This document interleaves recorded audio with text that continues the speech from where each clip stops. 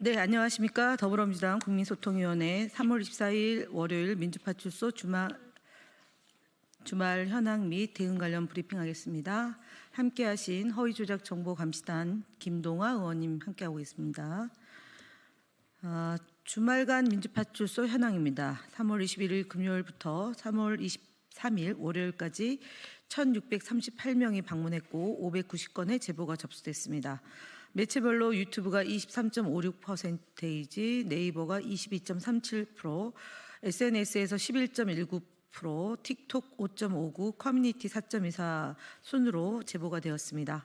주말간 있었던 주요 제보 내용을 말씀드리겠습니다.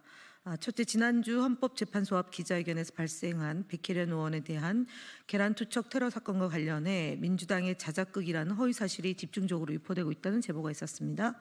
폭력은 어떤 이유로도 정당화될 수 없는 명백한 범죄입니다. 허위조작 감시단은 이 같은 허위사실 유포에 대해 강력한 법적 대응을 할 것입니다. 더불어민주당과 허위조작 감시단은 허위 정보를 퍼뜨린 자에 대해서 끝까지 책임을 묻겠습니다. 그 어떤 경우에도 선처가 없다는 점을 말씀드립니다.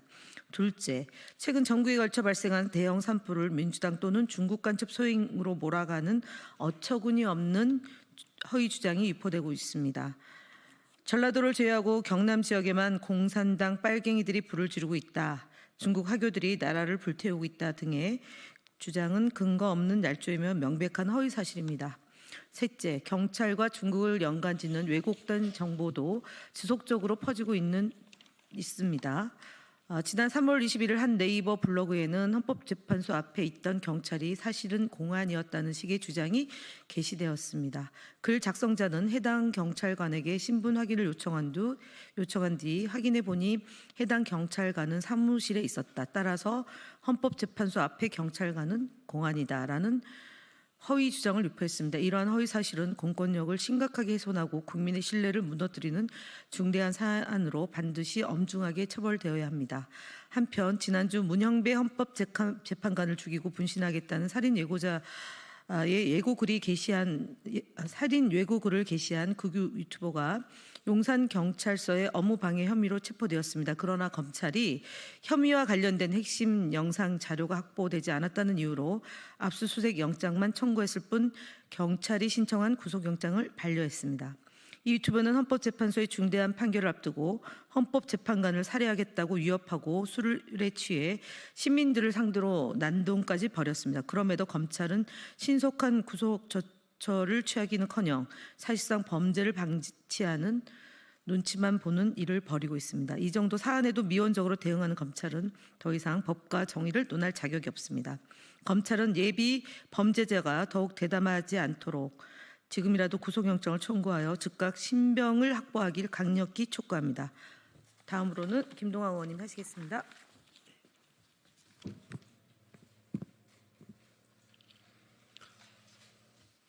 네, 주요 대응 현황 보고드리겠습니다. 스카이데일리에 대한 언론 대응 보고드립니다. 스카이데일리는 민간 국가 지정과 관련해 좌파 세력이 국민을 선동하고 있으며 더불어민주당이 입법부를 장악해 전행을 일삼고 있다는 왜곡된 보도를 내놓았습니다. 그러나 이는 전혀 사실이 아닙니다. 국민께서 선출하신 다수당의 정당한 의정 활동을 입법부 장악이라 표현하는 것은 민의를 심각하게 왜곡하고 모독하는 행위입니다. 국민께서 더불어민주당에 힘을 실어준 이유는 검찰 권력의 정치와 그리고 윤석열과 행정부의 무능을 견제하라는 뜻이었습니다. 더불어민주당 국민소통위원회는 이 같은 스카이데일리의 편향된 보도에 대해 언론중재위원회에 정식 제소하였습니다.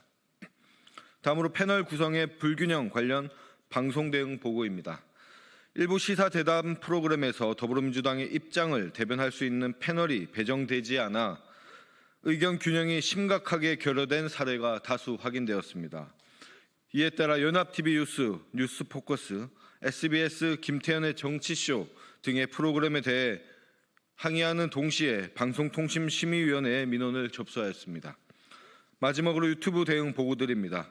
유튜브 내 커뮤니티 가이드를 위반하여 허위 조작 정보를 유포하고 있는 채널들에 대해 지속적으로 신고 조치를 취하고 있습니다. 신의 한수, 공병호TV, 이봉규TV 등은 부정선거 및 탄핵 관련 허위 사실을 반복적으로 그리고 악의적으로 방송하고 있으며 이에 대해 유튜브 측에 공식적으로 신고 조치를 완료하였습니다. 다음으로 국민의힘 거짓말 시리즈 68번째입니다. 권영세 비상대책위원장은 3월 20일 자당 비대위 회의에서 이재명 대표의 발언에 대해 이미 이재명 대표 주변 인물들의 연쇄 사망이 있었던 터라 농담으로 넘겨들을 수 없는 섬뜩한 발언이라고 주장했습니다. 이는 정치검찰의 수사 압박으로 인해 사망 사례를 이재명 대표 악마화에 이용한 매우 악의적인 허위 주장입니다. 강압 수사의 피해자를 정치적으로 활용한 명백한 고인 모독이며 인간적 금도를 벗어난 실언입니다. 2024년 6월 인권연대 발표에 따르면 2004년부터 2023년 20년간 검찰 수사 중 자살한 사망자가 163명에 달합니다. 정치검찰의 수사 살인 피해자를 정치적 도구로 삼는 행위는 결코 용납될 수 없습니다. 다음 국민의힘 거짓말 시리즈 69번째입니다. 어제 3월 23일 권성동 국민의힘 원내대표가 거짓으로 점철된 현안 관련 기자회견을 열었습니다. 권성동 원내대표는 정당 차원의 장외 집회와 정략적인 정치행위 일체를 중단하고 국가적 재난에 대응하자고 주장했습니다. 속아 웃을 발언입니다. 현실은 다릅니다. 윤상현, 이철규, 유상범, 한기호 등 다수의 국힘 의원들이 세이브 코리아 등 극우 세력 집회에 적극 참여하고 있습니다.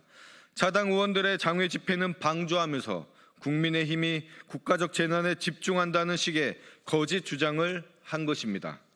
또한 권성동 원내대표는 정부가 대행체제로 운영되는 현실이 안타깝다고도 주장하였습니다. 그러나 현 정부 마비 사태는 국힘당 1호 당원인 윤석열의 불법 계엄과 내란 시도에서 비롯된 것입니다.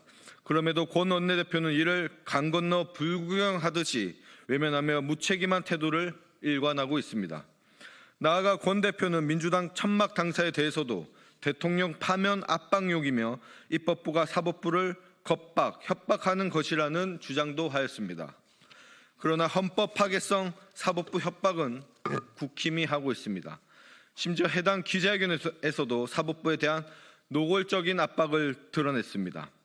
이재명 유죄 확실, 헌재가 권한대행 의결 정족수 판단 문제를 회피한다면 거대 야당의 무제한 탄핵 면허를 부여하는 것 등의 주장이 전형적인 유체이탈식 거짓말입니다.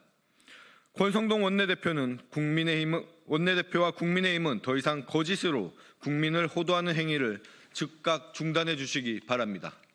이상입니다.